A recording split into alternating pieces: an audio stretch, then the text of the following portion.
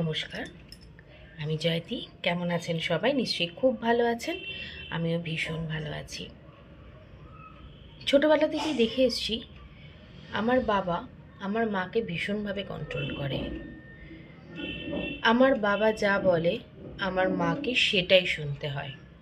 বলতে গেলে আমার মায়ের কোনো আওয়াজ ছিল না। ছোটোবেলা থেকে এসব দেখে ফলে আমি বিয়ের পর আমার হাজবেন্ডকেও খুব ভীষণভাবে কন্ট্রোল করার চেষ্টা করি, বলতে পারেন ডমিনেন্ট করার চেষ্টা করি। কিন্তু আমার হাজবেন্ডটি ডমিনেন্ট হতে চায় না। কারণ চিন্তা করে দেখবেন, আপনি আমি কেউই কিন্তু আমরা প্রচণ্ড ডমিনেন্ট পছন্দ করি না। এই কথাগুলো আমার নয়, আমার একজন পেশেন্টের বলা। মহিলাটি তার বাবাকে ভীষণভাবে আইডিয়াল মনে করতেন। তার বাবার সব কিছু সে কপি করত। তার ফলে তার বাবার এই ডমিনেন্ট ক্যারেক্টারটিও সে ছোটবেলা থেকে কপি করার চেষ্টা করেছে, আর সেটা হয়েওছে।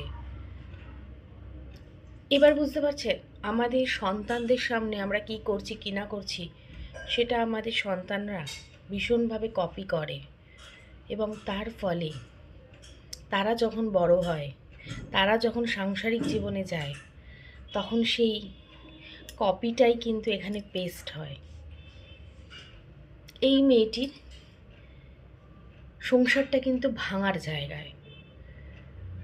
এবার আপনাদের কাছে আমার একটা প্রশ্ন, আপনারা কীরমভাবে চান? আপনারা আপনার সন্তানের সংসারটা এরকম চান না সুস্থ চান? যদি সুস্থ চান তাহলে অবশ্যই সন্তানের সামনে এমন কিছু করবেন না আপনার পার্টনারকে যাতে সে কপি করতে পারে। হতেই পারে আপনার সন্তান আপনাকে আইডিয়াল মনে করতে পারে, বা আপনার ছেলে তার মাকে আইডিয়াল মনে করতে পারে। সুতরাং আপনি যেরকমভাবে করবেন, আপনার সন্তান কিন্তু আপনাকে কিন্তু পুরো কপি করবে। বাকিটা আপনাদের ওপরে। নমস্কার।